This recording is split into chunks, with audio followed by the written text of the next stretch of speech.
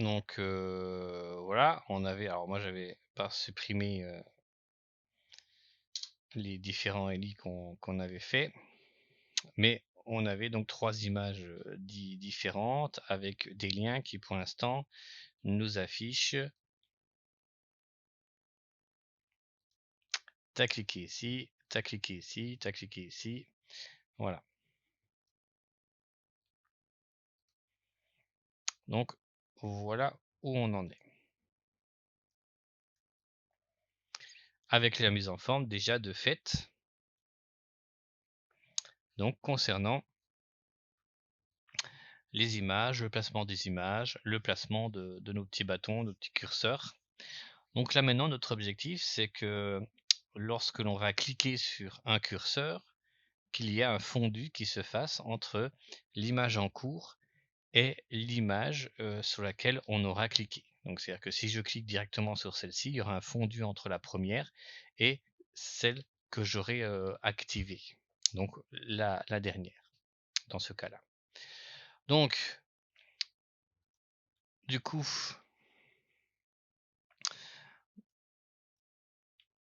eh ben, on va faire ce petit programme, donc qui va évoluer bien sûr avec le temps, d'accord?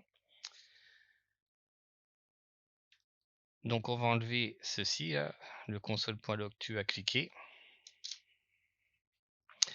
Et il va falloir en fait que l'on récupère l'index. Donc voilà pourquoi j'ai fait aussi ce petit slider.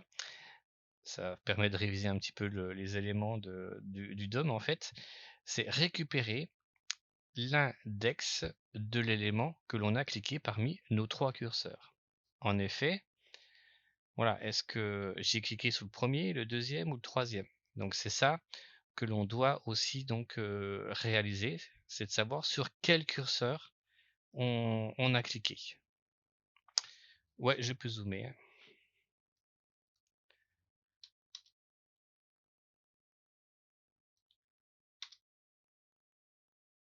Voilà, de rien.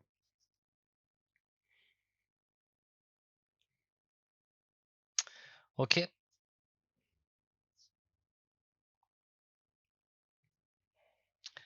Donc, bah, du coup, qu'est-ce qu'on est obligé de faire? Bah, on va être obligé de récupérer tous nos curseurs que l'on a injectés automatiquement.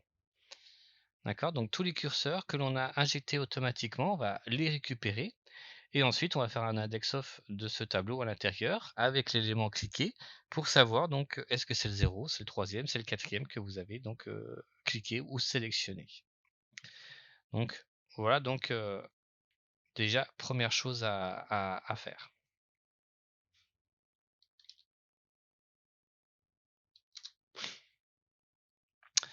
Donc on va faire une constante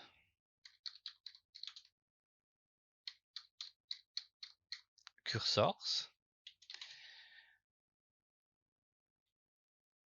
égale carrousel. Donc dans le carrousel, hein, je vous rappelle que c'est une variable globale, hein, carrousel, elle est là-haut. C'est bien une variable globale, tout le monde y a accès. Point query selector all. Et je vais sélectionner. Donc dans le carrousel, je sais que j'ai qu'une seule div, donc je vais faire comme ça. Div A. Donc je sélectionne tous les divs, tous les A qui sont dans la div. Alors j'aurais pu faire avec des classes, hein, mais comme je sais qu'elles sont toutes seules, donc je risque rien. Et du coup, je vais faire une constante index, donc comme la dernière fois, où là, bah, je fais un tableau vide, point index of, point call.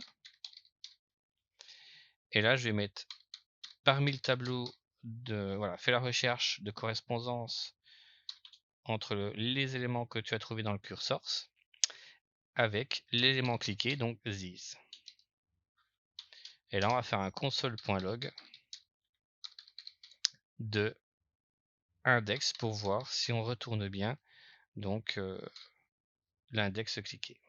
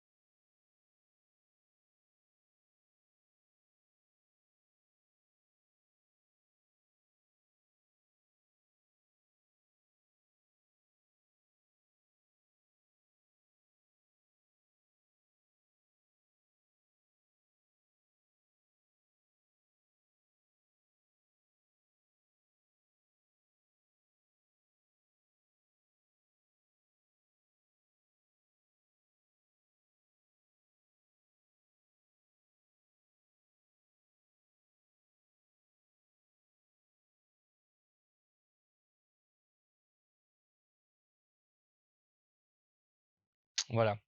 Donc retourne le numéro ou l'index du A qui a été cliqué. On sélectionne tous les liens qui sont dans la div, justement pour pouvoir faire cette recherche d'index.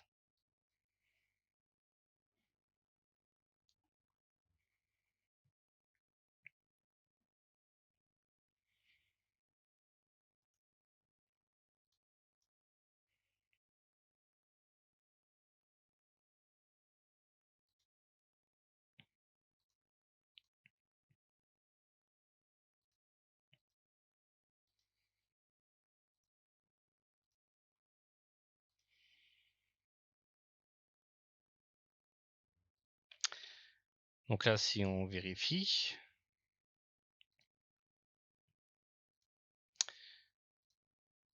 voilà, j'ai bien comme quoi j'ai cliqué sur l'index 1, l'index 2, l'index 0. Donc ça fonctionne très très bien, on récupère bien. À chaque fois, on a cliqué sur tel ou tel élément. Donc on rappelle que les index sont décalés avec un -1. Donc voilà pourquoi.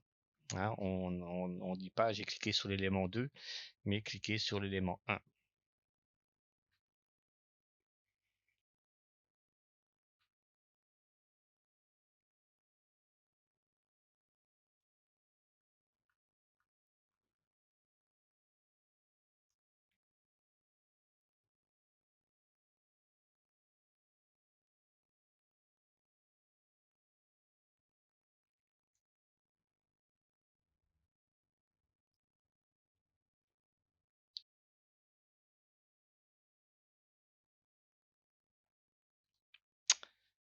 Bon, comme d'hab, hein, ça fonctionne.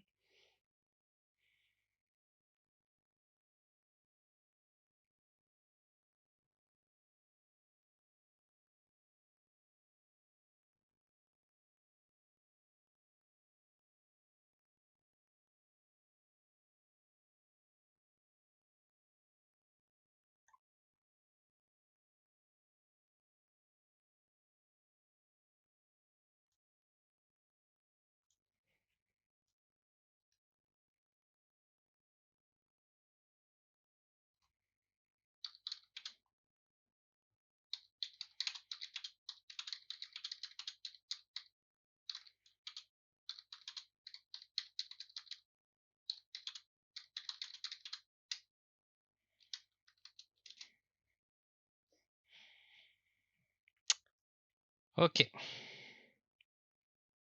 Alors, le ZIS représente le A là.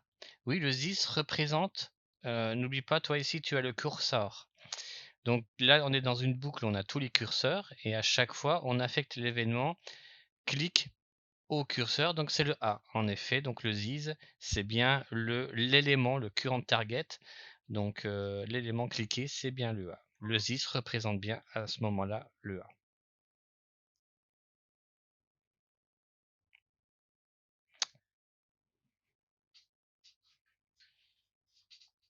Donc généralement, le ZIS va représenter un des éléments auxquels tu as affecté le Add Event Listener.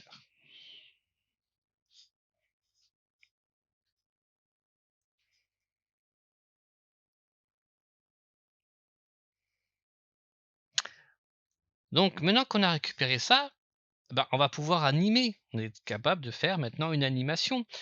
L'animation, on la connaît.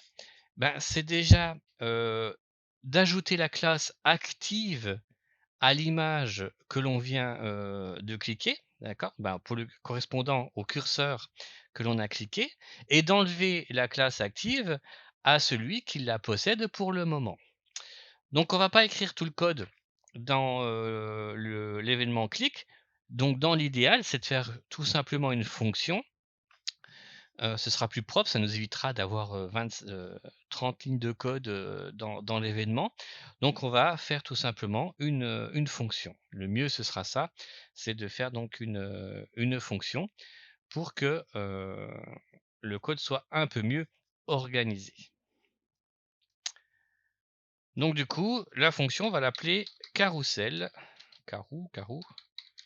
carousel play, mais il faut surtout pas que j'oublie, pardon, surtout pas que j'oublie d'envoyer l'index, d'accord, de l'élément cliqué pour savoir, ah oui, OK, vous voulez que je mette la classe active, mais à quel élément?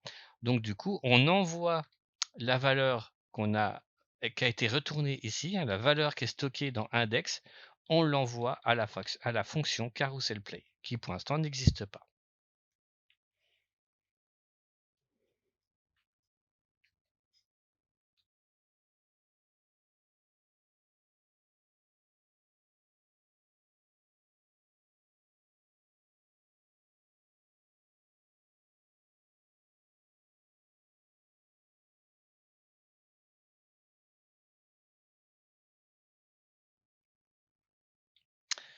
Donc on va descendre un peu plus bas, on va sortir de la boucle, voilà, déjà de cette fonction-là, et on va faire donc fonction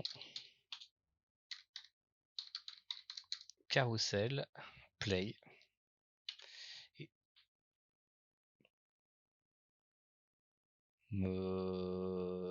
Un carrousel, il n'y a pas deux S?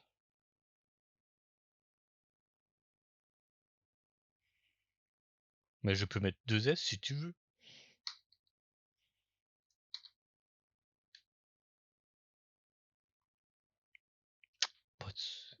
Mais il y a deux S à carrousel, mais c'est en anglais là, non, non, je rigole. Et on met le paramètre index. Mais hier j'ai fait une faute.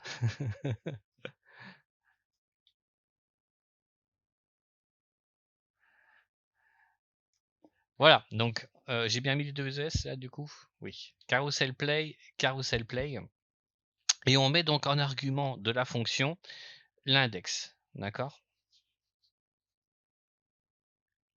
Donc ça veut dire que là, si je fais un console.log de index, ça veut dire que je retrouverai bien, bien comprendre que le index que je mets ici, c'est comme si je faisais ici égal 3. On est d'accord? Bah, super, 3, puis je tape 2. Donc c'est comme si j'envoyais un 2, hop, le 2 est transmis ici, et là il va pouvoir donc s'imprimer. Alors j'enlève ça bien sûr. Ah, Monsieur Blondel dit, il y a 2 R et un seul S. Bon, tant pis.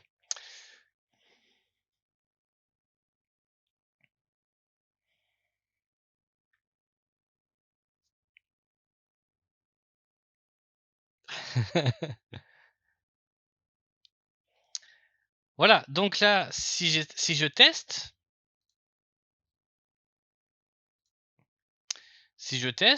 je dois revoir mon fameux console. Voilà, j'ai bien toujours mon 1, j'ai bien toujours mon 2, j'ai bien toujours mon 3, donc ça fait son travail, c'est-à-dire que le index qui contient la valeur de l'élément cliqué ici est envoyé en tant que paramètre à l'intérieur de la fonction, d'accord? Ou argument plutôt, en tant qu'argument, et ensuite la fonction reçoit ça dans son paramètre, et du coup, il le connaît la valeur. Voilà, donc ça veut dire que à partir de là, maintenant que je connais la valeur, je vais pouvoir donc réaliser la petite animation.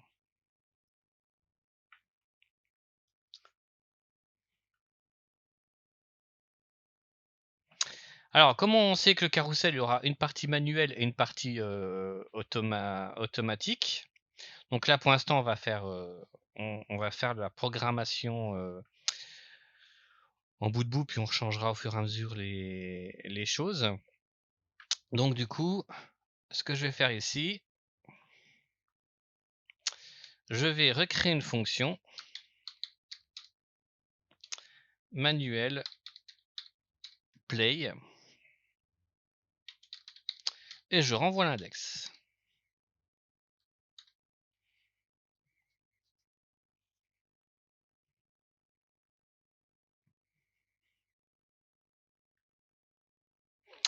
Donc ça veut dire que là maintenant, je refais encore une fonction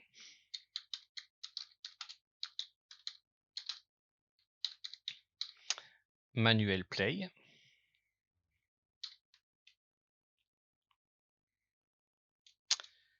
et on remet index pour que on ne perde pas en fait du tout notre index. Donc c'est-à-dire que notre index il se balade pour l'instant. Il est ici, il est envoyé donc en tant que paramètre là il est envoyé en tant qu'argument et on le reçoit de nouveau en paramètre ici. C'est-à-dire que si je refais un console.log de index, on verra rien, on voit bien qu'on l'a absolument pas perdu. La valeur se promène pour l'instant de fonction en fonction.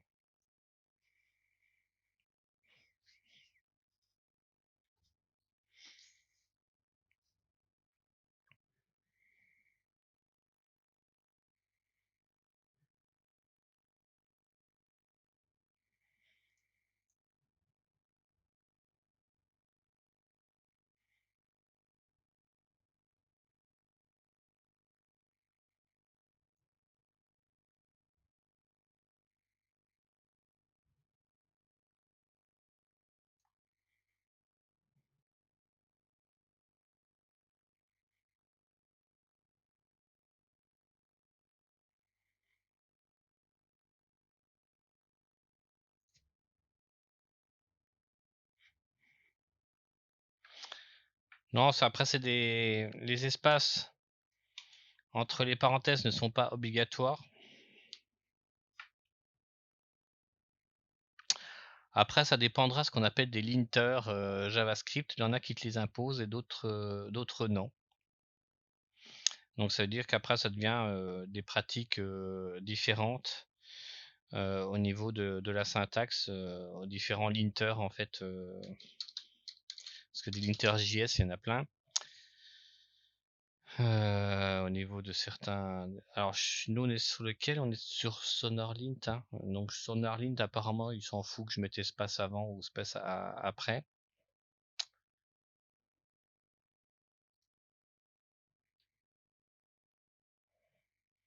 Donc là, par exemple, tu as un exemple, toi, il n'y a pas d'espace forcément entre les parenthèses.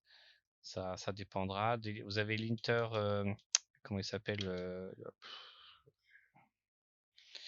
vous avez l'inter.js, il y a plusieurs méthodes en fait. Je crois que c'est celui de Airbnb qui s'était imposé, je crois. Je me rappelle plus. Mais là, je suis pas sur un bon moteur de recherche. Ouais, il y a plusieurs plus grandes boîtes qui ont mis des linters différents, et puis après, bah, c'est vous qui prenez celui qui vous plaît. Et donc, les règles ne sont pas les mêmes à chaque fois.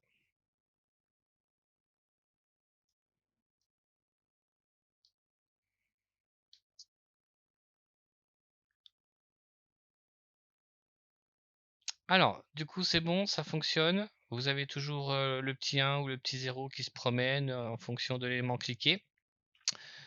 Donc là, on voit bien qu'on ne perd absolument pas, d'accord? Notre index, il est passé d'une fonction à une autre. Voilà, maintenant qu'on est dans le menu Play, ben là, on va faire la programmation pour que ça puisse fonctionner. Donc, qu'est-ce qu'on a besoin? Ben là, déjà, on a besoin de savoir quel est l'élément qui a actuellement la classe active. D'accord? Pour pouvoir lui enlever cette fameuse classe. D'accord? Donc, on a déjà ça à réaliser. Parce qu'en effet, il ne faut pas oublier que pour l'instant, la classe active, elle est sur un de nos éléments ici. Elle est sur voilà, sur le premier élément. Donc si je clique par exemple sur le troisième, il faut bien qu'elle disparaisse de l'élément courant et ensuite qu'elle aille sur celui que je veux activer, donc le fameux élément indexé. Voilà donc ce que l'on doit faire en premier. Donc du coup, est-ce que alors je vois qu'on a toutes les qu'on appelle ça. On a déjà ici Pictures qui sélectionne toutes nos images. Donc ça c'est cool.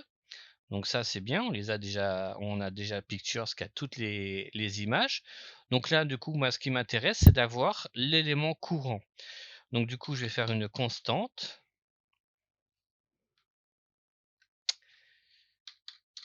current pictures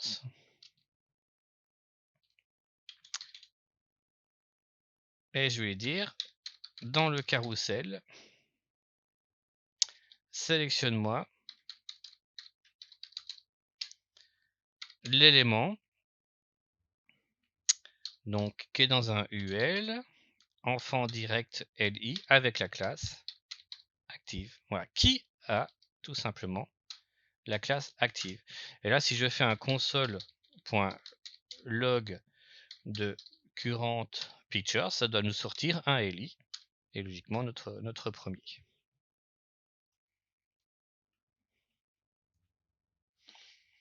Voilà, c'est comme ça je sais quel est l'élément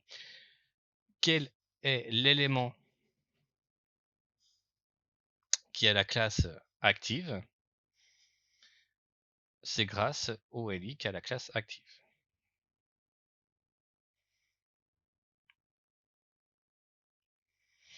Alors, il y a le A, en effet, et il y a le A, et il y a aussi, il y a deux éléments qui ont la classe active. Donc, on a notre UL qui a la classe active, et aussi un A qui a la classe active. On a deux éléments qui ont cette classe active.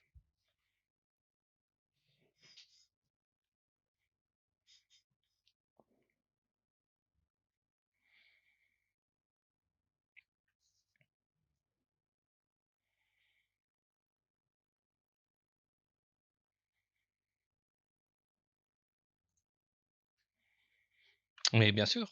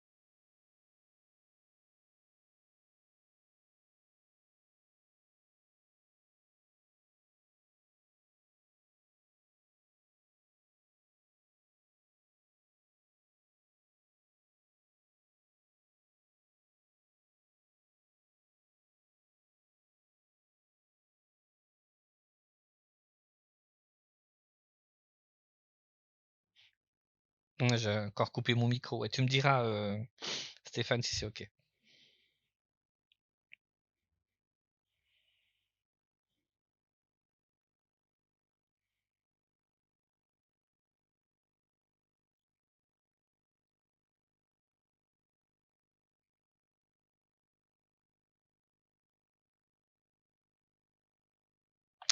À quel moment l'UL est actif? Ici. Donc, quand on a dit que c'était le premier élément ici, donc c'est au chargement dans la fonction quand on charge le carrousel. Quand on charge le carrousel, on avait dit pour chaque élément, non, c'est pas lui, le UL. Ah, c'est lui ici, pardon, c'est en ligne 11, j'avais pas vu. C'est en ligne 11 où on dit le premier élément, on lui ajoute la classe active. Donc au chargement, en effet, c'est bien au premier élément qu'on va mettre la classe active.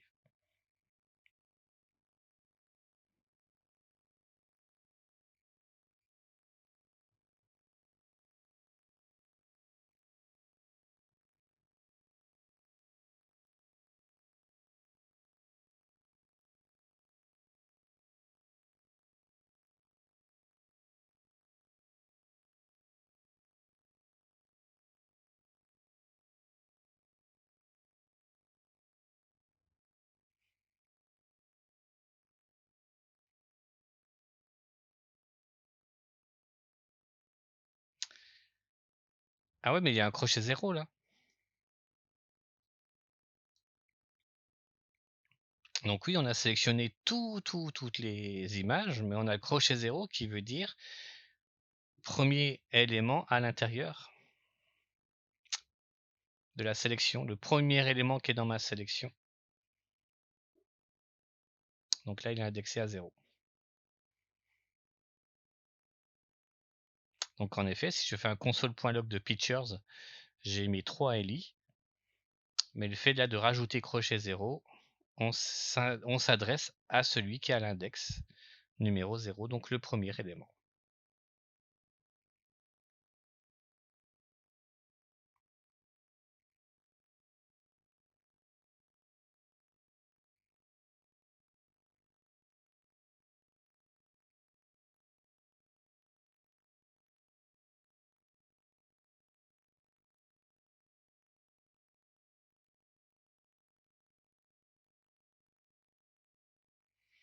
Ah, pas de chance, Stéphane. Au pire, essaye avec l'Orem Ipsum ou un autre, refais un troisième. C'est rien, c'est que des URL ça, donc on s'en fout. Il me semblait que Guillaume hier avait donné un autre site qui provenait d'images. Voilà, Filmur et apparemment. Donc au pire, tu peux utiliser ce site-là s'il est plus costaud. C'est bon, Adrien, du coup?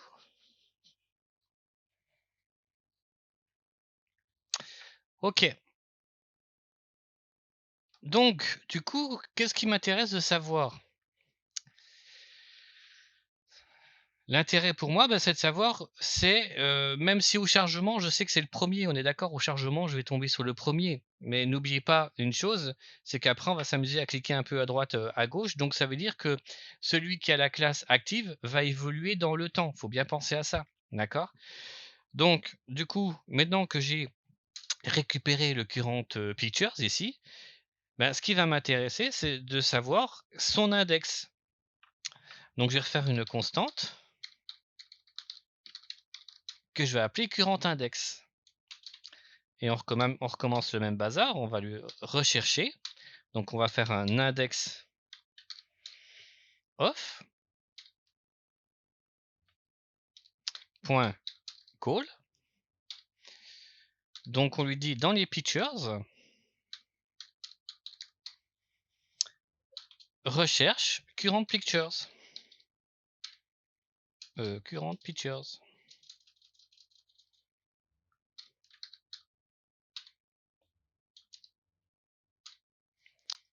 Voilà.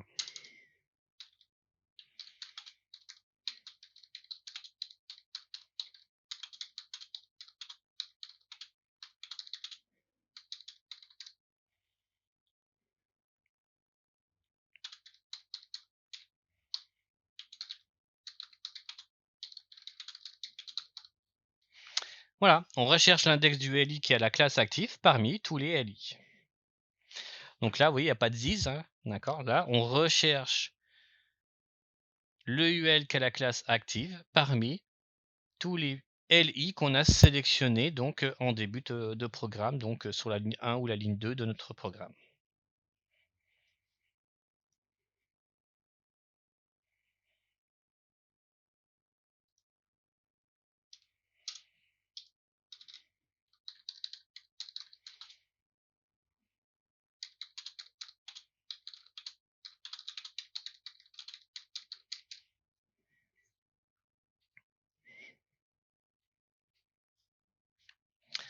Donc là, du coup, je vais pouvoir faire un console.log de current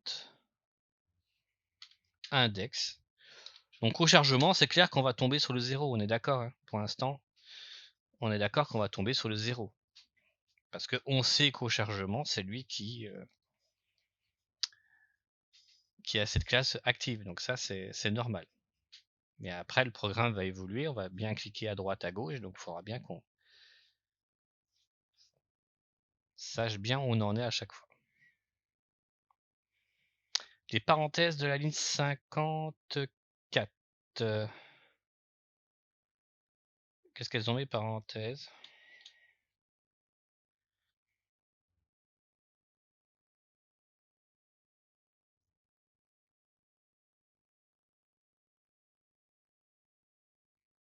Parce que d'habitude je mettais pas. Ah oui. Oui, en effet. Merci.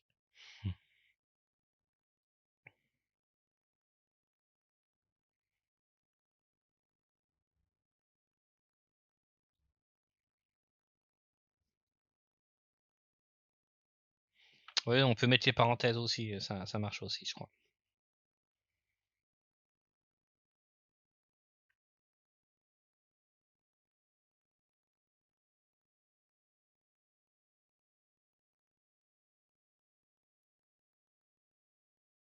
Parce qu'un index-of étant une fonction ou une propriété. Il faut que je vérifie pour les tableaux si c'est une propriété ou... Donc, du coup, là, si je vais dans console, voilà. Alors, attends, c'est quoi ce bordel? Donc, si je clique n'importe quel élément, là, voilà, j'ai bien 0, c'est ce que j'attendais. D'accord? J'attendais bien le 0. En effet, c'est lui, ben, c'est mon premier UL, hein. Voilà, hein, c'est bien le premier UL qui est la classe active, donc c'est bien ça, on attendait le 0.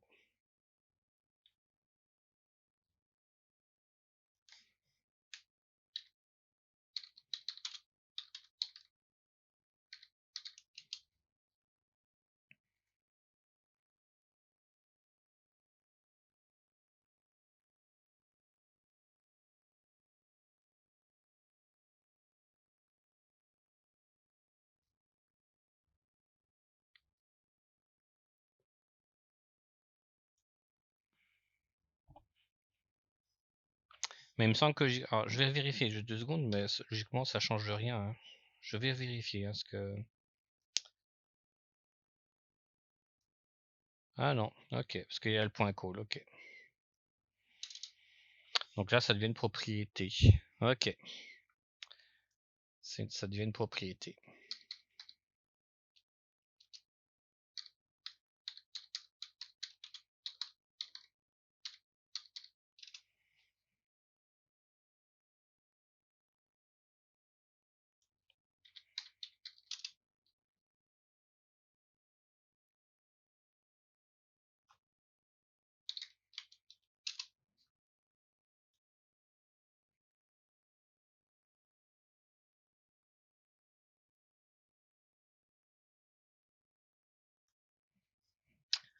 Ok.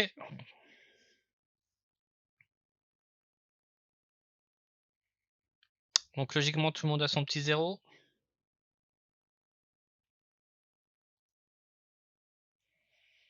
Voilà, donc là maintenant qu'on a le 0, on est d'accord qu'on n'a pas d'animation à faire si par exemple on reclique sur le premier. Il est déjà actif. Donc il n'y a pas de changement à faire, hein, d'accord? L'animation doit se faire si je clique, on va dire, sur un des bâtons qui est de couleur verte. Mais si je clique sur celui qui est déjà blanc, ça ne sert à rien. Donc du coup, on va vérifier si le current index est égal en fait à l'élément cliqué, à l'index de l'élément cliqué. Donc on va refaire cette vérification là. Donc si index n'est pas égal à current index, alors on peut faire une animation. D'accord? Je fais l'animation qu'à partir de ce moment-là. À partir de ce moment-là, je peux donc enlever les classes actives ou ajouter les classes actives.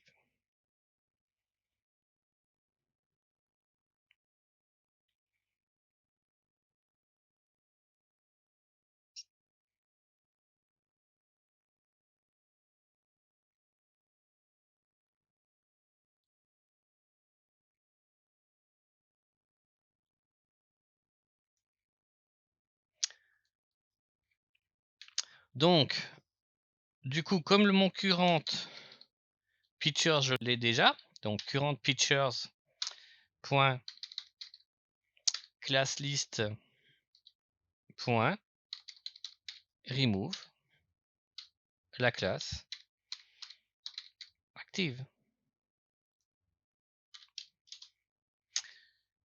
et l'image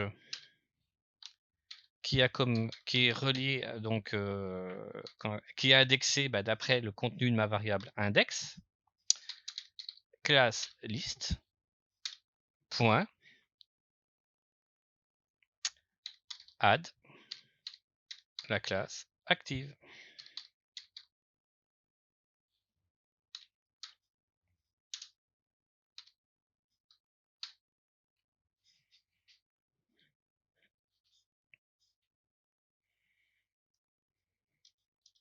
Voilà.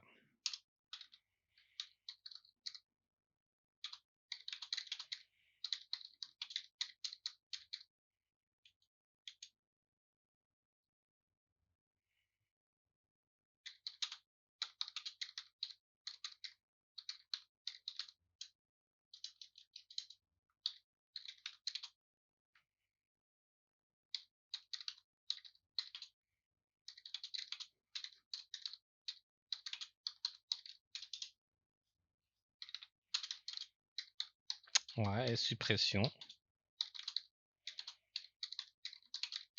de la classe active.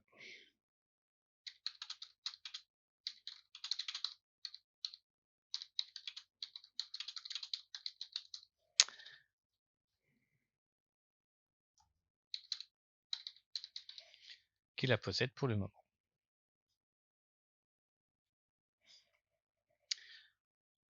Et bien sûr, il faut faire aussi la même chose avec nos curseurs. D'accord? Il faut faire la même chose avec nos curseurs. Sauf que là, la fonction, elle ne les connaît pas, les curseurs. Pourquoi est-ce que les curseurs, ils ont été injectés ici? Donc ça veut dire qu'on n'a aucune variable, hein, parce que comme on ne connaissait pas leur nombre en amont ou quoi que ce soit, on n'a aucune variable qui les connaît. Donc du coup, là, je n'ai pas le choix, je suis obligé de les sélectionner.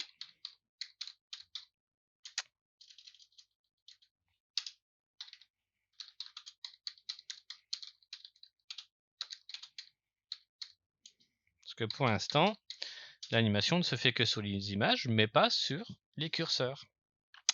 Donc on sélectionne les curseurs.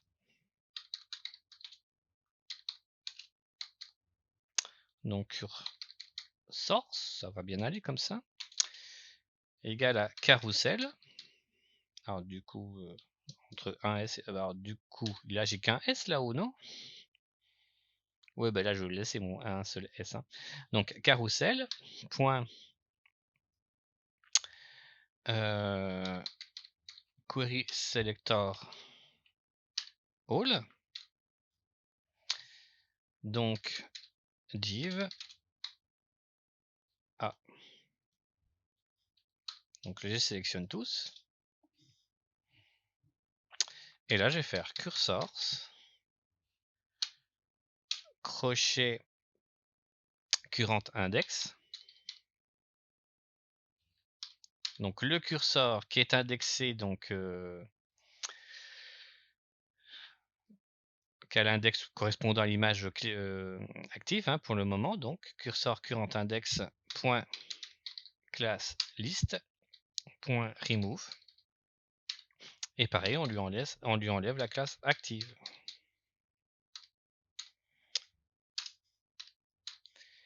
Et le curseur correspondant à l'index, cliquez.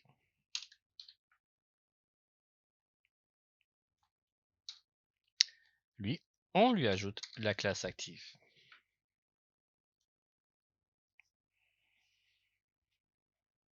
Et là, maintenant, on a l'ensemble, entre guillemets, de notre animation.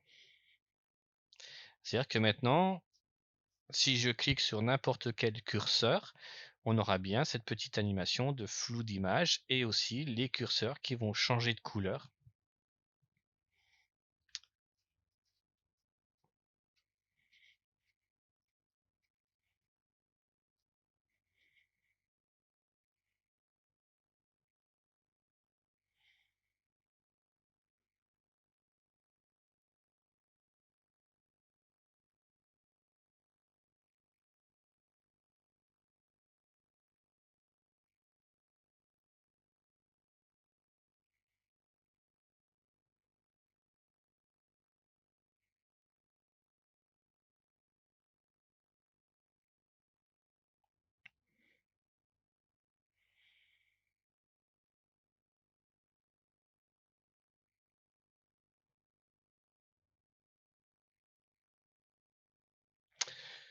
La transition ne fonctionne pas assez. Qu'est-ce que tu appelles la transition ne fonctionne pas assez? Est-ce que c'est des réglages,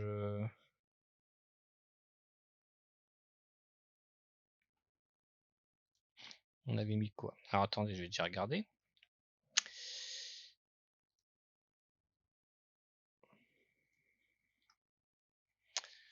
Donc là, si je clique,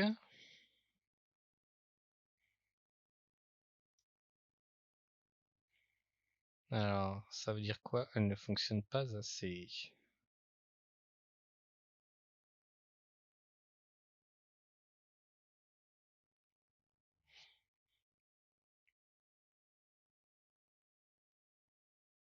Ah, t'as pas de transition du tout, Lisa, c'est ça que tu veux dire? OK, bah, faut regarder côté CSS. Et alors, ton allez, on va regarder ton CSS. Where are you in the list?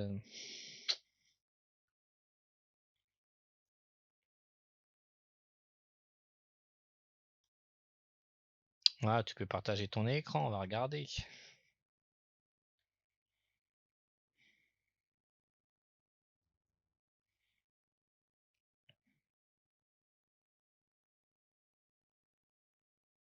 Il y a un S, hein, logiquement je viens de voir là, tu as mis transition de point opacity point 400, hein, faut mettre un S après le 400 en fait, hein. Ah d'accord.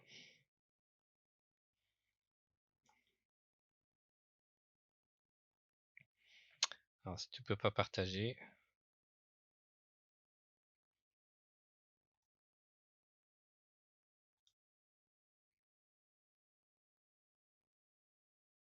Et j'avais mis Jessica. Ah, c'est ça que tu voulais me dire en fait? Grave. Ah oui, je suis grave. Mais pour moi, c'est ça, c'est si tu oublié le S. Ouais, c'est ça. OK.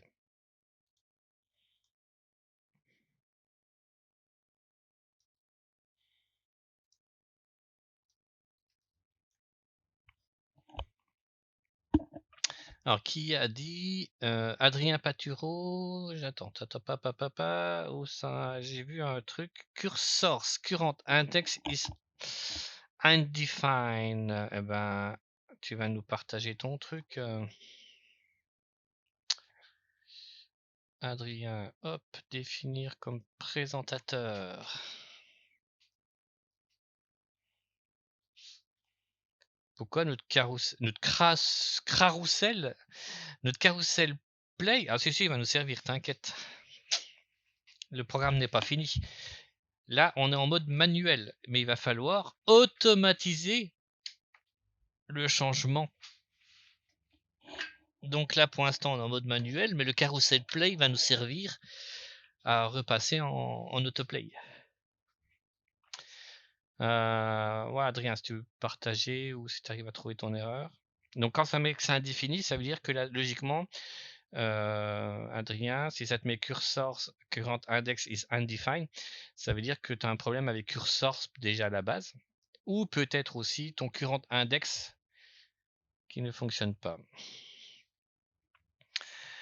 Ah, t'as mis current pictures avec un. Ah oui, d'accord, t'as mis un S, current picture, toi.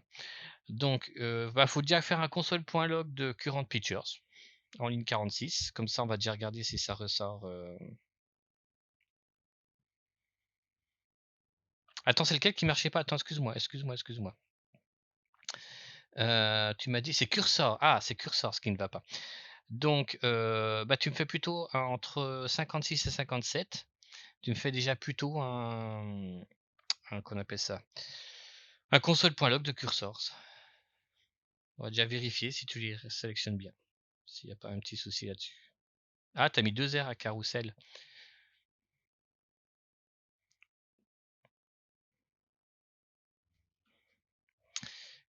Voilà, il est trop.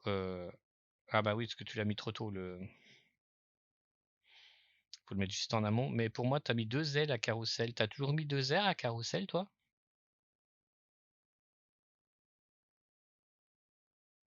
Ah ouais, t'as mis toujours 2 R. Ok. Donc le 5, voilà, tu le mets juste avant. Ok.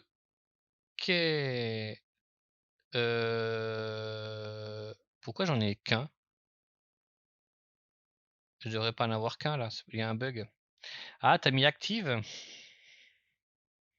Bah non. Il en trouve qu'un. Il en trouve qu'un. Il trouve que qu'un div avec un A. Viens voir ton inspecte voir là.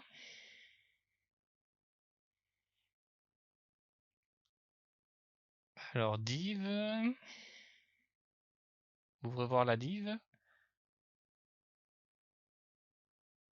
Ah. Il y a 3. Il y a un. Ah! Query selector all. Voilà.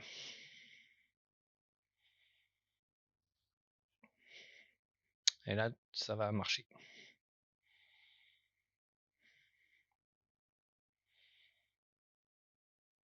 De rien.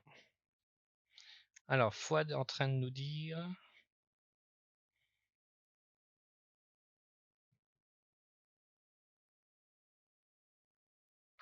Eh ben, Fouad, tu vas partager ton écran.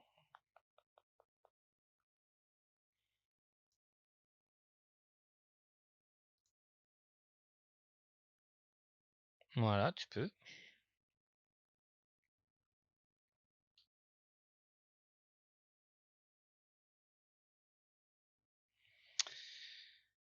Alors. Tu peux mettre tout le script. Parce que là, il y a trop de retours à la ligne. Ouais, s'il te plaît. Merci. Alors. Cursor. Cursor, current index, class list active. Cursor index, point class list add active. Ouais, ça a l'air d'être juste comme ça sur le papier. Alors, ton current index, il est là-haut. Current index. 2 pictures. Bon, ok, alors on va regarder le navigateur, puis on va regarder ça.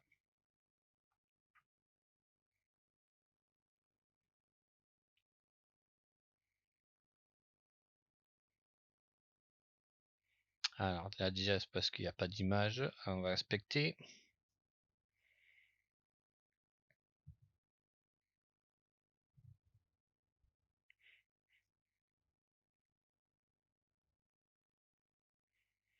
Donc tu vas dans la console déjà.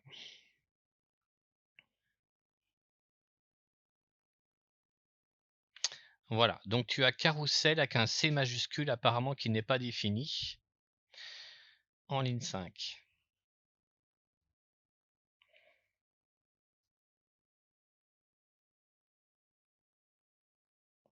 Donc ligne 5. Ligne 5. Ah, faut enlever ça. Ah, attends, c'est un C majuscule qu'on avait mis à cet endroit-là. Attends, c'était quoi cette ligne? Ça, c'est l'autre carrousel, ouais. Ouais, c'est load, L-O-A-D, L-O-A-D, L-O-A-D, et le C majuscule. Ok. Ensuite, maintenant, tu vas descendre pour voir. Oui, là, et puis tu as bien la fonction load carousel. C'est bon, recherche ta page web pour le moment.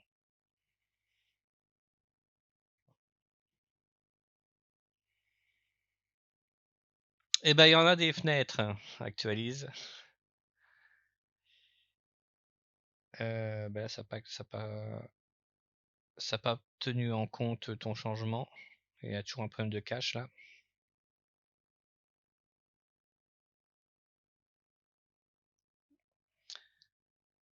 Tu as bien enregistré le fichier, hein, parce que là,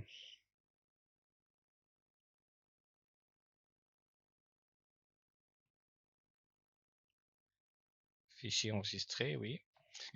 Donc là, c'est du cache, hein, là. Va dans Network, Disable. Voilà, puis tu fais un CTRL F5.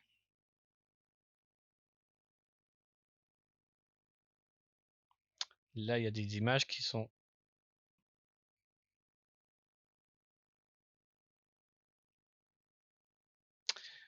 Faire-me voir... Tu peux pas lancer le... tu vas fermer, s'il te plaît. Vas-y, ferme-moi ton navigateur, là. Non, ça... Bah, ça marche. Bon, bah, ça marche.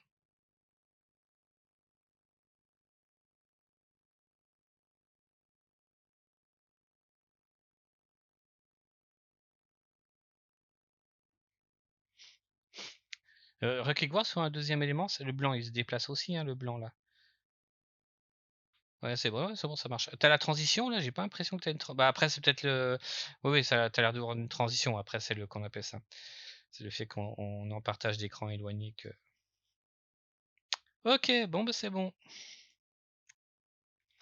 Je vais vous repartager mon écran, à moins que quelqu'un d'autre ait des soucis.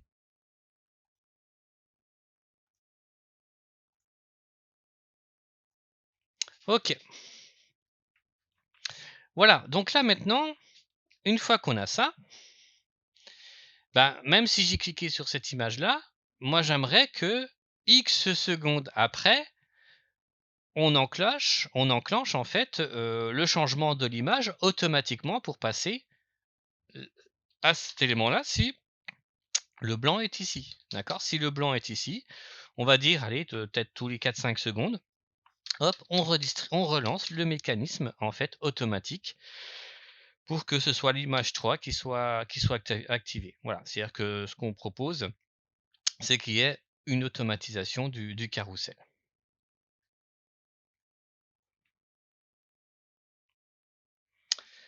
Donc, du coup, qui dit automatisation dit chronomètre. Il nous faut un chronomètre JavaScript pour qu'il décompte 5, 4, 3, 2, 1, 0. Je fais quelque chose. Donc il existe deux types de chronomètres en JavaScript.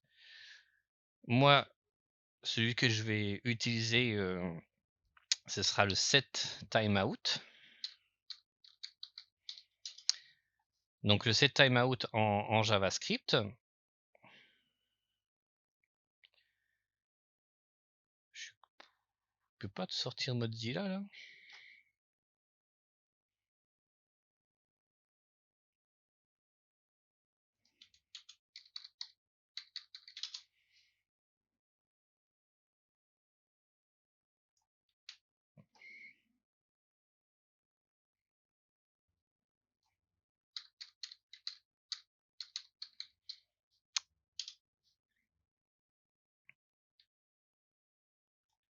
Ah, c'est pas celui-là. J'aurais dû sur Chrome. Hein. Alors, Windows.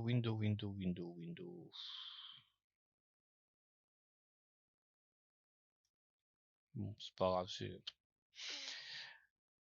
Ah ouais, c'est bon. Ah, il succède Windows On Worker Global Scope qui succède à Windows. Tiens, il y a un changement du coup. Ok, parce que moi je cherchais justement Windows.setTimeout. Voilà, ça permet de définir un timer, donc un minuteur, qui va exécuter une fonction ou un code donné après la fin d'un délai indiqué. Voilà, donc ça veut dire que on va lui dire, bah, t'attends 5 secondes, puis quand tu as fini tes 5 secondes, alors tu vas relancer une fonction. Voilà ce qu'on va faire. Donc on va utiliser la fonction setTimeout. Sauf que, qu'est-ce qui se passe? Je peux très bien attendre 5 secondes, mais comme vous avez des maniaques de la gâchette, c'est-à-dire que, voilà, j'ai cliqué sur cette image-là, par exemple, et logiquement, bah, à partir de là, je vais faire un chronomètre 5 secondes qui vont se découler. Mais si, avant mes 5 secondes, la personne, elle reclique sur un élément, il faut que j'arrête à tout prix le chronomètre. Si je ne l'arrête pas, ben en fait, il va se passer le double effet qui se coule. Il va y avoir le clic qui va se faire et du coup, comme le chronomètre, il était toujours en cours, il était toujours activé, et ben il va changer d'image. Voilà, donc ça veut dire que le chronomètre, du coup, pour pouvoir l'arrêter, je vais être obligé de le rattacher à une variable globale pour que tous mes fonctions où je vais utiliser le chronomètre puissent le couper ou y accéder. Donc ça veut dire qu'on va remonter tout en haut là, et on va faire une variable. Alors du coup, c'est une variable qui va évoluer, donc je ne peux pas mettre en constante, parce qu'un coup, elle va changer de valeur, hein. Donc let chrono, et là, pour l'instant, on va mettre nul.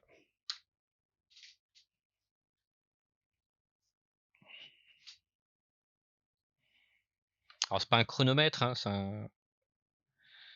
parce que chrono, ça veut dire on calcule, on compte, mais c'est plutôt l'inverse d'un chrono, un décompteur, je sais pas comment on appelle ça. Un minuteur, voilà.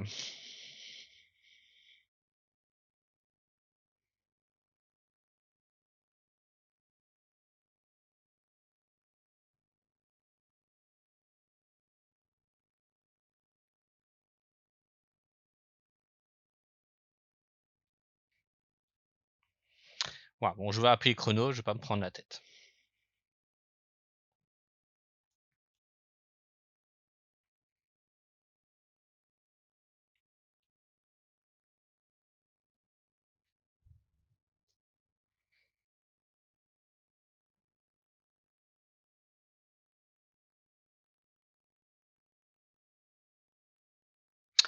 Donc, du coup, ce chrono, bah, je vais l'utiliser dans manuel play. C'est-à-dire que une fois que on a cliqué ici sur l'index, d'accord? Une fois qu'on a cliqué donc sur l'index, on va lancer le chronomètre. Donc on va dire chrono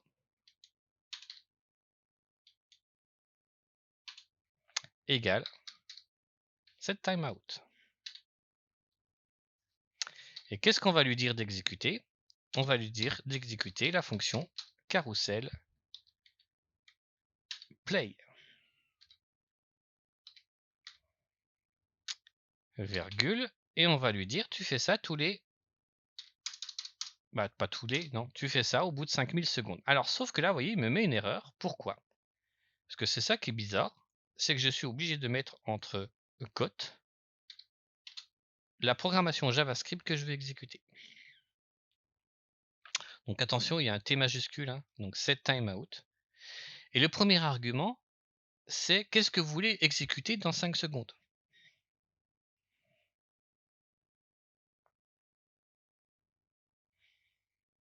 Donc on veut exécuter pardon, carousel play.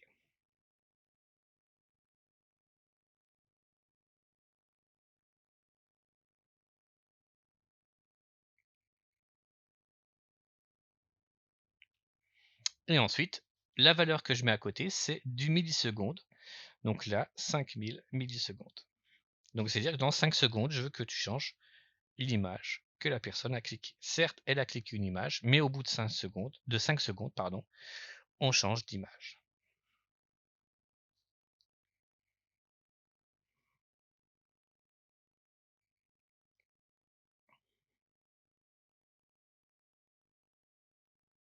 Ah bah après, vous ferez des réglages, hein. D'accord? Si vous voulez 3 secondes, vous mettrez 3 secondes. Si vous voulez mettre 10 secondes, après, ce sont des réglages, hein. C'est vous qui affinerez.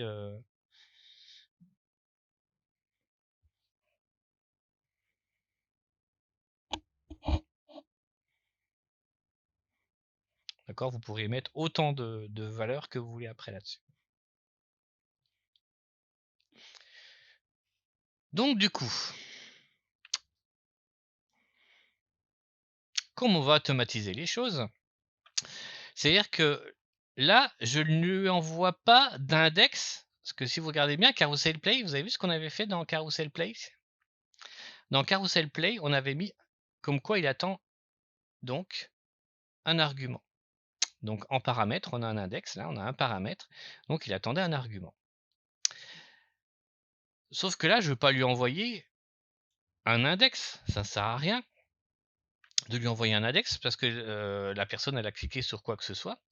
Donc du coup, qu'est-ce qu'on va faire? On va définir une valeur par défaut dans le carousel play ici. On va définir que index. Si il n'est pas reçu, il est égal à -1. Alors c'est une valeur que j'ai inventée, hein, j'aurais pu mettre nul, j'aurais pu mettre coucou, j'aurais pu mettre n'importe quoi, mais comme on est sur des chiffres, je préfère mettre -1, parce qu'en effet, index -1 n'existe pas. Donc du coup, je préfère mettre cette valeur-là. Donc ça veut dire quoi? Ça veut dire que si je ne reçois pas d'index, ça veut dire que je passe en mode non plus manuel, mais en mode auto. Je veux déclencher l'animation en automatique. Donc ça, c'est pratique, c'est ce qu'on appelle une valeur par défaut, hein. C'est un paramètre avec valeur par défaut. Donc ça veut dire quoi? C'est-à-dire que cette fonction, elle peut très bien recevoir un paramètre, comme elle ne peut recevoir aucun paramètre. Là, si je ne mets pas égal à -1, ça me fera une erreur. C'est-à-dire que si j'oublie ça, et que je fais mon test là, donc je vais cliquer, dans 5 secondes, je vais avoir une erreur parce que index ne fonctionne pas. Voilà. Alors c'est même pas c'est même pas ça que j'attendais comme erreur, mais je n'ai pas le paramètre. En effet, class list là ne marche pas. Donc class list, c'est lequel de class list? Donc il est repassé par là. Voilà, index est nul, donc du coup class list ne peut pas fonctionner. Je sais plus où il m'a mis l'erreur. Il m'a mis l'erreur en 62.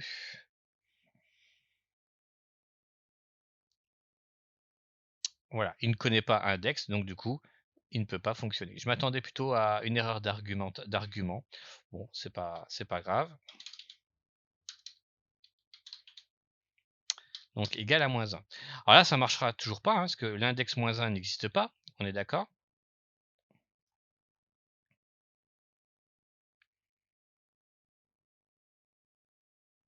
Voilà, l'index -1 n'existe pas.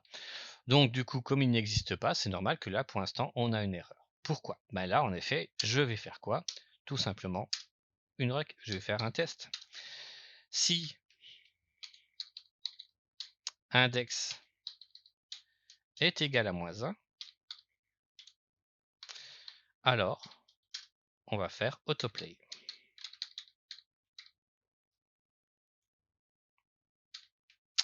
Sinon, on est en manuel play. Voilà notre fonction carousel play.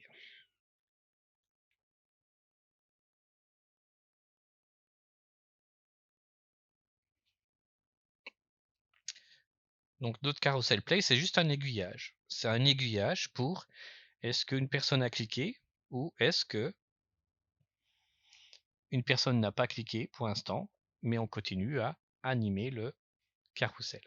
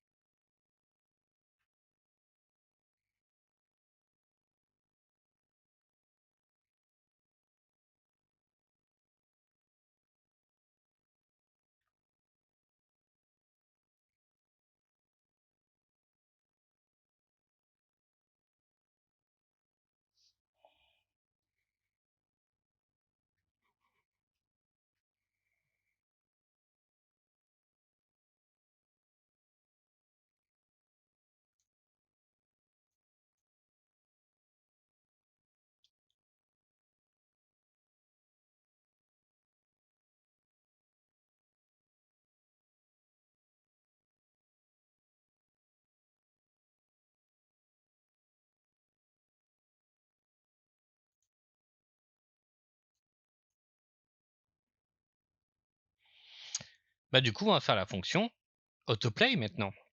Parce que du coup, on n'a pas fait la fonction. Alors, pour la fonction autoplay, comme elle se ressemble pile poil, alors je ne vous cache pas des choses, mais on va tout copier.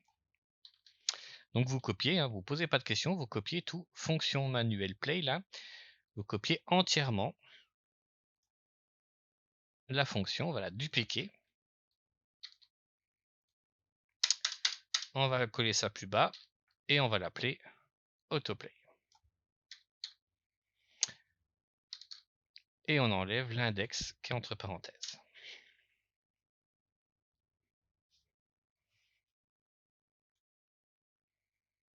Donc comme elle est en automatique, elle ne peut pas recevoir d'index. C'est à nous de la faire évoluer.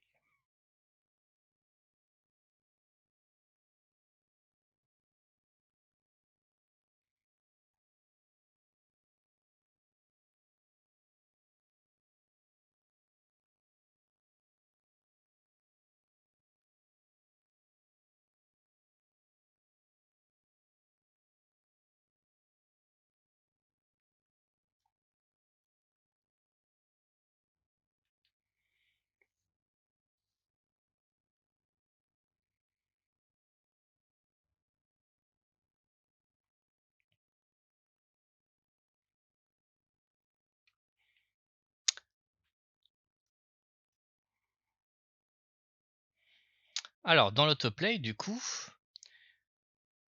on a besoin toujours de savoir quel élément qui est actif.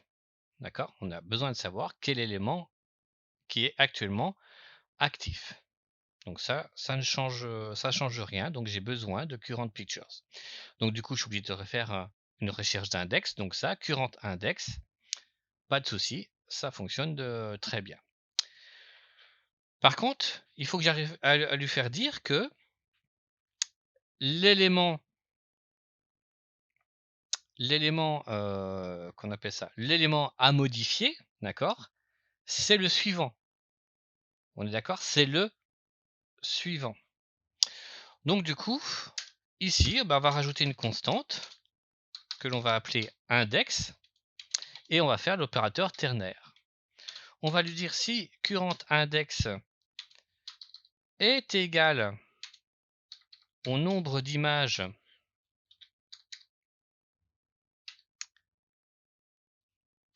moins 1.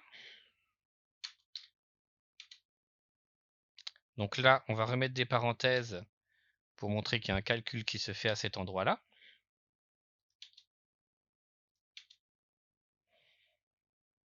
Donc c'est-à-dire que si le current index, c'est le dernier élément. C'est ça qu'on est en train de faire. Si c'est le dernier élément,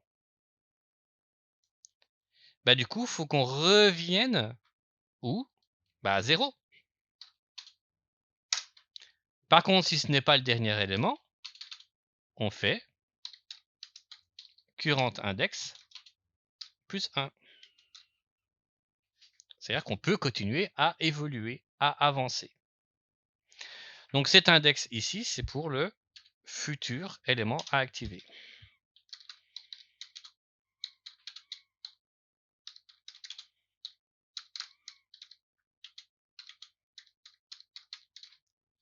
Donc index du futur élément à activer.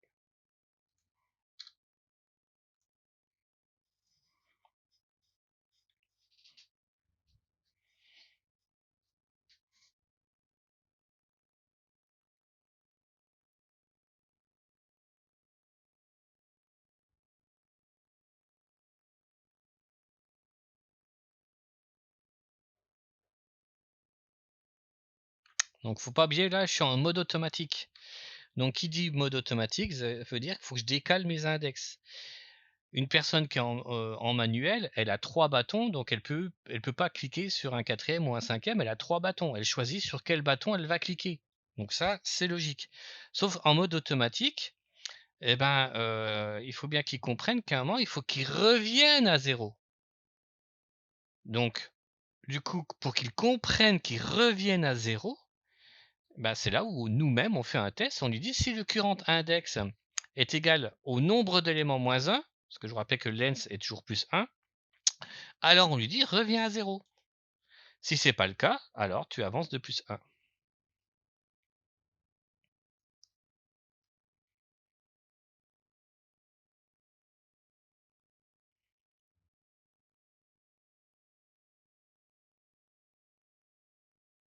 Alors, Fouad, c'est-à-dire que tu as pas bien copié. Ou tu as mal copié ou quoi que ce soit, mais on devait copier la fonction manuel play. C'est-à-dire qu'on devait bah, pour moi, c'est ma ligne 56 jusqu'à mes 2 parenthèses là. On a copié ça et tout en plus loin dans les 10 lignes vides, on a recollé. Alors si tu as fait des copier-coller, imbriqués là, c'est clair, c'est pas bon.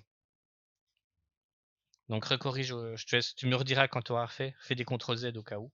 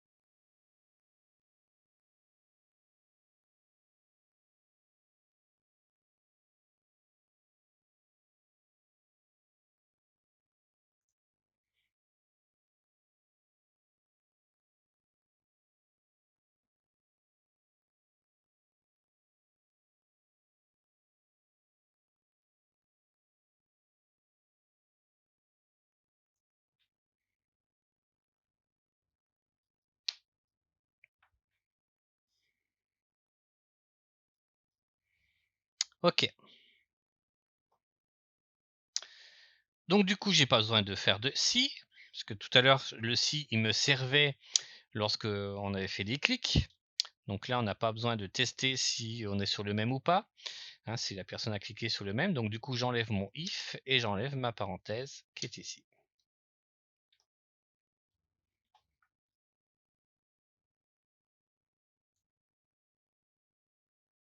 Voilà, on voit qu'on a quasiment la même programmation.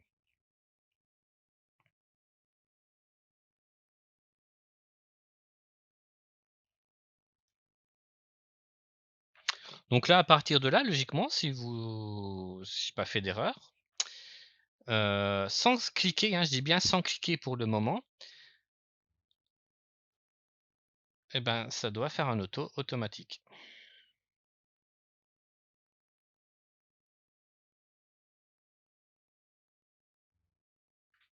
Bah non.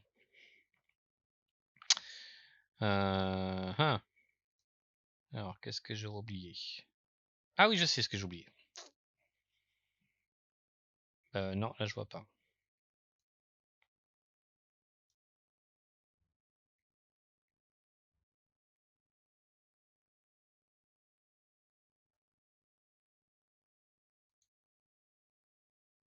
Ah si, si, si, c'est bon. Je sais ce que j'oublie.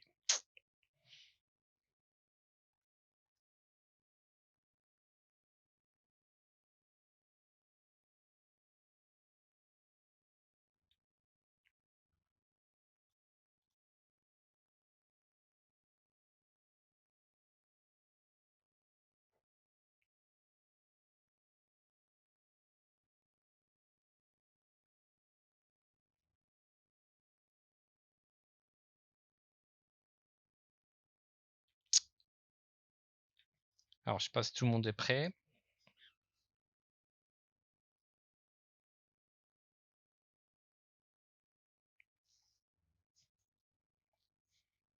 Alors, si tout le monde est à peu près prêt, en effet, dans ma fonction,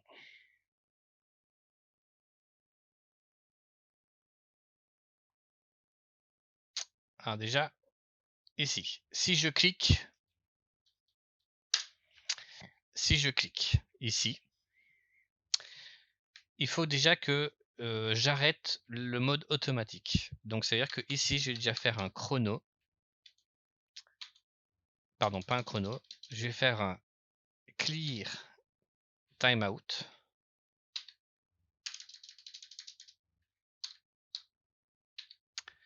de chrono.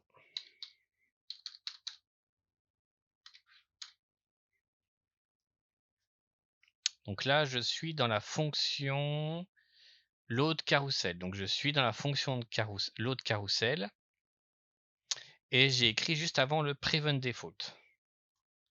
Donc c'est-à-dire que si la personne elle clique, donc je dis bien si la personne elle clique, il faut tout de suite arrêter le chrono.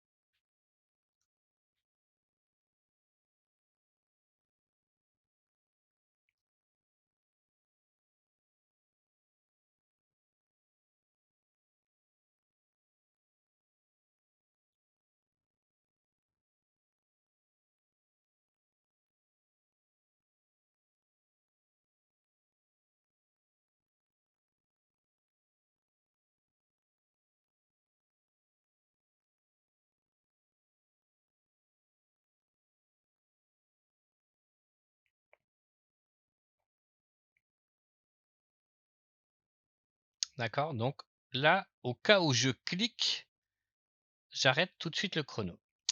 Et là, dans le chargement, ici, un load carousel ici. Donc load carousel. Pack.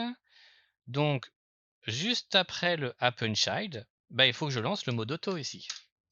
Donc je fais un chrono égale set timeout. Voilà, ici, il faut bien que je lance aussi mon carousel auto. Hein. Alors,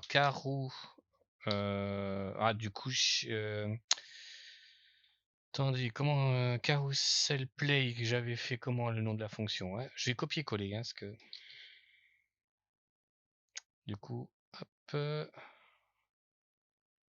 voilà, que je me trompe pas. Carousel play, voilà, virgule 5000. Voilà. Là, du coup, je lance bien au chargement, donc. Voilà, c'est dans cette fonction, dans le chargement donc du carrousel. Après qu'on ait tout bien fait le carrousel, on lui dit bah maintenant déclenche le mode automatique.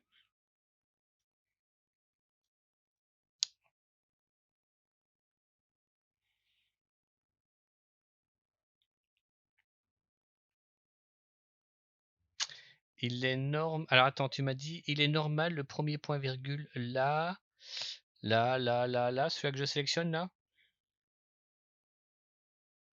Ah oui, oui, c'est parce que c'est fin d'instruction en JavaScript. N'oublie pas qu'on met des fins de fin d'inscription.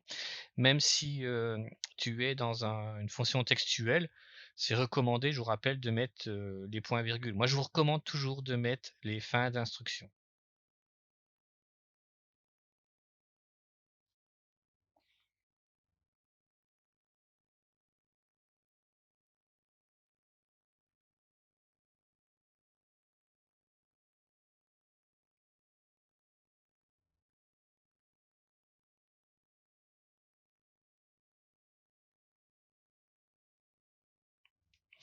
Alors, ouais, ouais, alors je sais que c'est une signification, hein, avec ou sans parenthèse, il y a une signification.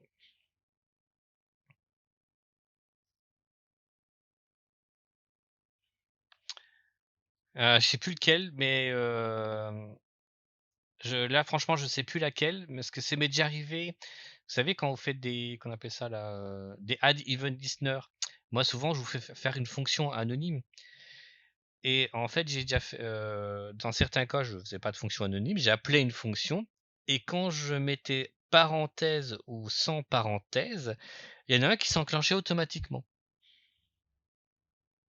Ça fait un peu violent tout de suite, tout de suite, ça fait violent.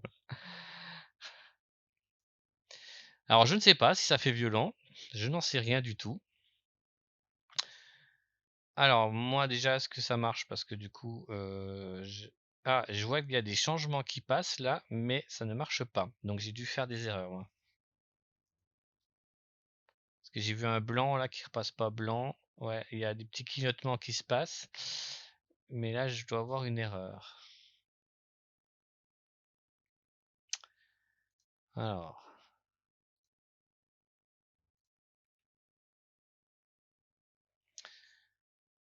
1, 2, 3, 4, 5. Ouais, il se passe un truc. Donc, du coup, ben, on va débugger, hein. Alors, là, je lui dis chrono, set timeout, carousel play au bout de 5000 secondes. Donc, index est égal à -1. Donc là, déjà, je vais faire un petit console.log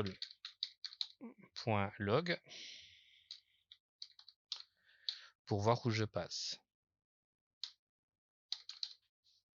Juste pour voir si je passe bien au chargement de la page.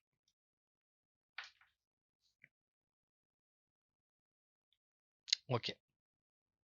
Ouh, il est passé directement 3 fois là. Comment il peut passer 3 fois?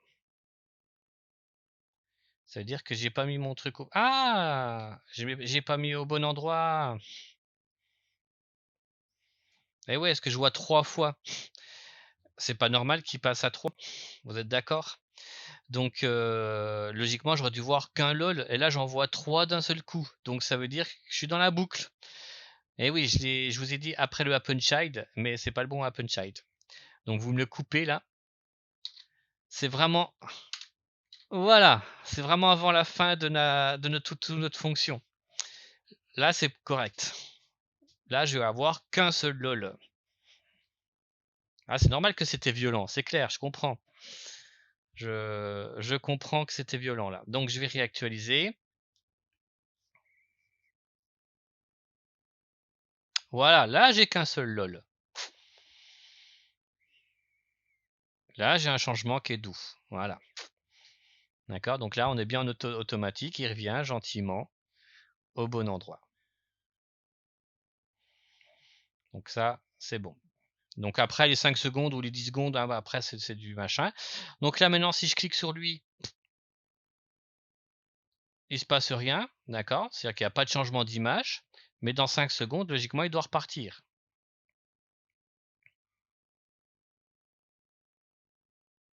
Et là, je sens qu'il ne repart pas. Donc j'ai dû mal placer mon set timeout. Et oui, je crois que j'ai mal placé. Je viens de me rendre compte. Et oui, parce que si il ne passe pas, il faut quand même qu'il anime. Excusez-moi, donc du coup, dans le manuel play là,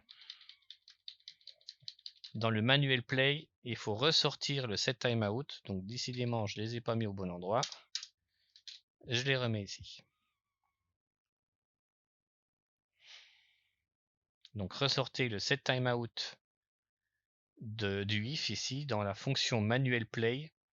Ressortez, hein, parce que du coup il s'enclenchait pas, donc ça veut dire que là maintenant il va quand même se réenclencher. Voilà. Il bascule. Il bascule. Si je clique dessus,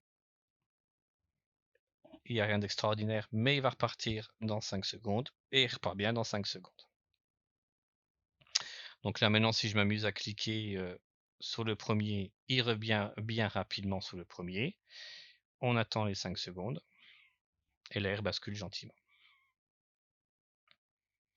Ok, voilà.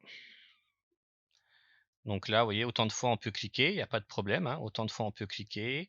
Voilà, si je clique 2 fois sur le même truc, il ne se passe rien, on peut recliquer là. Et une fois qu'on a tout lâché le tout, eh ben, il va repartir en autonomie et bien au bon endroit, il ne part pas au premier, au quatrième. Donc tout ça, c'est OK. Donc si Sonia, tu n'as plus rien, c'est qu'il y a une erreur dans la programmation. Donc c'est-à-dire qu'avec tout ce que je vous ai fait modifier ou quoi que ce soit, c'est le bordel à un certain moment de votre côté. C'est logique.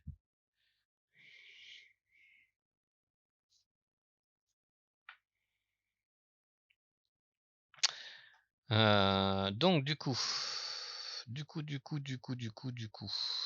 on va corriger les petites choses. Where is Sonia? Voilà, tu pourras nous partager ta programmation.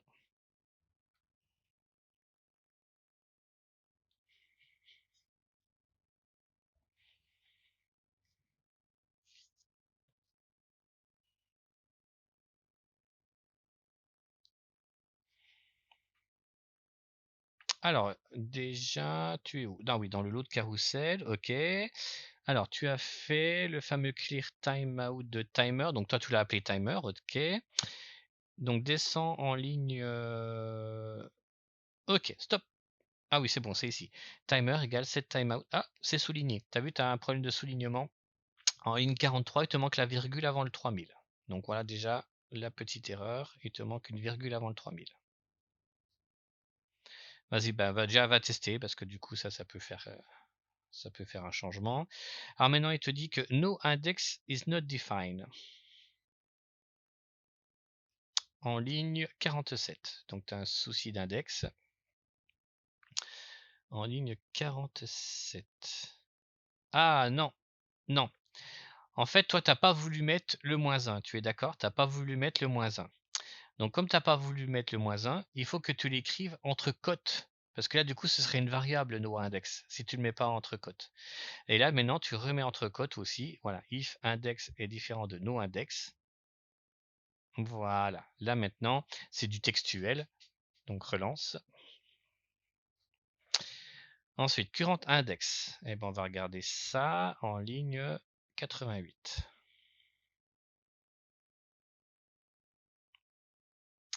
Donc on est dans le autoplay. Donc current index.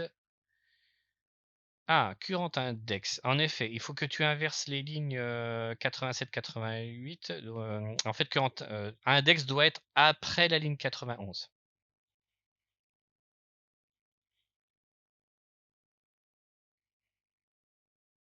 Voilà, parce que justement, on fait appel à current index. Donc là, maintenant, il connaîtra current index.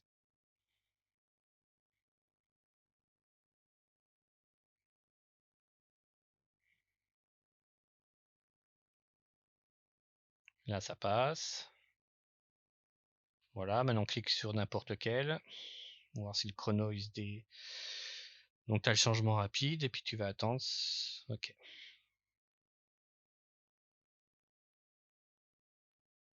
OK. De rien. Alors, qui d'autre a des soucis?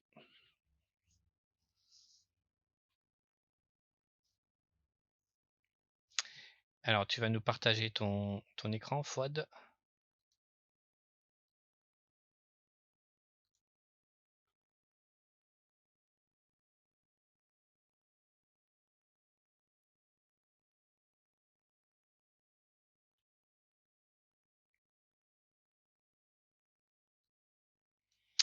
Alors, 80.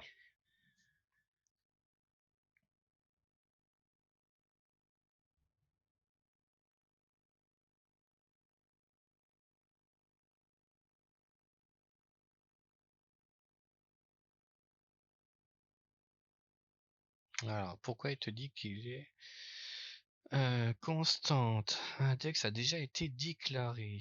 Ça voudrait dire que tu aurais un index qui est, comment on appelle ça? Qui est global. Alors, il dit en ligne 76. Ah oui, le index, oui, tout à fait. Il n'y a pas de index dans les parenthèses.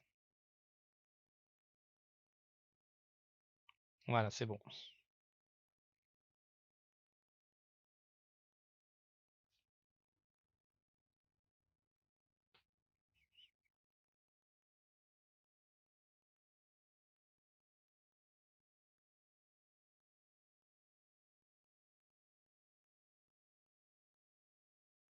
Ok. Voilà. Voilà, donc c'est un exemple de carrousel, hein. Après, il en existe des centaines et des centaines. Mais dans l'idée, on voit qu'en fait, c'est nous qui faisons un scénario. D'accord? C'est nous, dans l'idée, c'est nous qui faisons un scénario, dans le sens, on définit un fonctionnement de marche.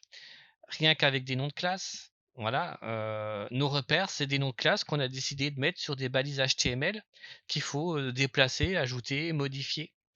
On se rend compte que, ben, du coup, comme on a voulu quelque chose d'évolutif et d'assez simple, à partir de là, maintenant, si vous faites une duplication de autant de LI, la seule chose qui va se passer maintenant, et là qu'on ne pourra pas prévoir, c'est que s'il en met 25 000, il y a un moment, en effet, j'aurai des retours au niveau de mes curseurs, d'accord? Bah, ça, on peut plus échapper à ça. Mais voilà, c'est automatisé, il sait le nombre d'éléments, donc ça veut dire que dans notre programmation, on a dit: «Ah, comme je veux automatiser les choses, je vais compter». Il va falloir que je demande à l'ordinateur de compter les choses. Alors c'est vrai que j'ai enlevé mon partage d'écran. Ah, c'est pas ça que je voulais partager.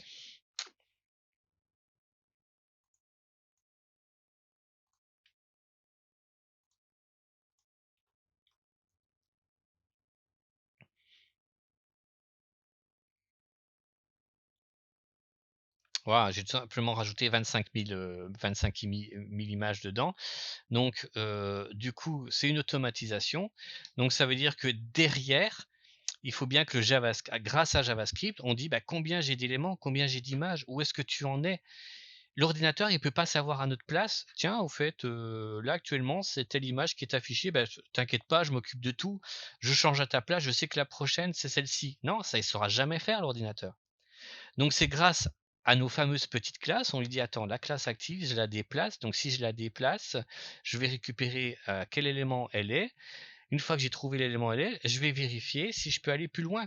Parce qu'en effet, dans notre programmation, dans notre façon de voir les choses, une fois qu'on est là, hein, si on garde toujours plus un, sauf qu'à un moment l'index ne marche plus là, il n'existe plus, il est vide ici. Donc ça veut dire qu'à un moment, il faut penser aussi dans votre programmation qu'il y a une fin, il y a un début, il y a une fin et au milieu, ben, en effet, on se déplace de plus un dans vos calculs mathématiques. Donc ça veut dire que toutes vos animations que vous allez faire, c'est de la manipulation de DOM. C'est un principe, ce sera à vous de dire parfois par des variables, tiens, pourquoi pas, parce que là j'ai utilisé des classes, j'ai cherché, à chaque fois je sélectionne les éléments, mais j'aurais pu faire des variables globales. J'aurais pu dire actuellement l'actif c'est 0. Puis dans ma programmation, dire, bah, la variable globale, tous les 5 secondes, bah, tu rajoutes plus un, voilà, et là, du coup, je sais que j'ai même plus de calcul d'index à faire ou quoi que ce soit par le DOM. Je sépare une variable globale que je manipule et là, je dis, ben voilà, tu fais plus un à cet endroit-là, tu enlèves moins un, bon bref, tu remets à 0. Donc c'est vraiment à vous de choisir le fonctionnement. Moi, les variables globales, je suis pas fan. Je suis pas fan en JavaScript des variables globales.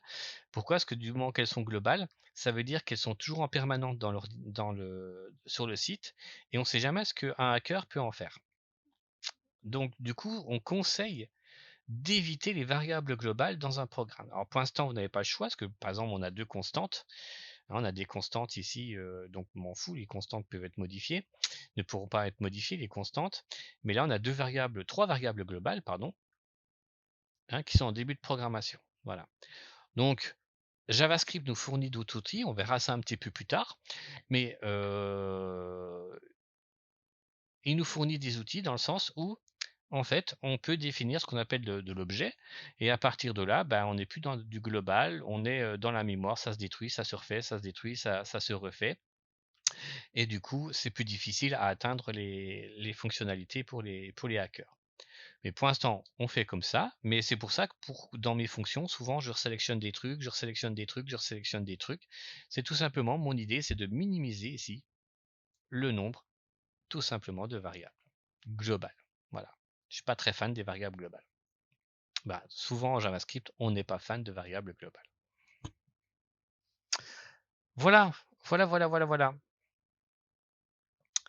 Donc ça, j'espère que ça vous permet de voir un petit peu comment fonctionnent, hein, des animations de base, hein, des animations de base. C'est à vous de faire un chemin, c'est à vous de, vous voyez, rien que la transition, hein, rien que la transition, bah, du coup, c'est du CSS, hein. On joue avec les classes CSS, hein. Donc, voilà. Et c'est des classes qu'on définit, comme on veut voir les choses, etc. Ce qui fait qu'une personne qui connaît un petit peu l'intégration, le JS, elle va peut-être pas y comprendre, hein. Le JS, il comprend un petit peu, mais pour les personnes qui connaissent déjà le HTML, CSS, ben voilà, on lui fournit le HTML, le CSS, ajouter le CSS, ajouter le HTML, ajouter le script, et ça devrait fonctionner. Donc le plus important, elle est là. Mais si par exemple elle change de classe, là vous avez vu, ici on a point carrousel. Imaginez que dans mon HTML, je mets lol. Donc là, comment il s'appelle? Mon carrousel ne marche plus. Logique. D'accord? C'est logique. Il n'a pas la correspondance. Mais par contre, maintenant, si je mets lol là, bah, il va remarcher.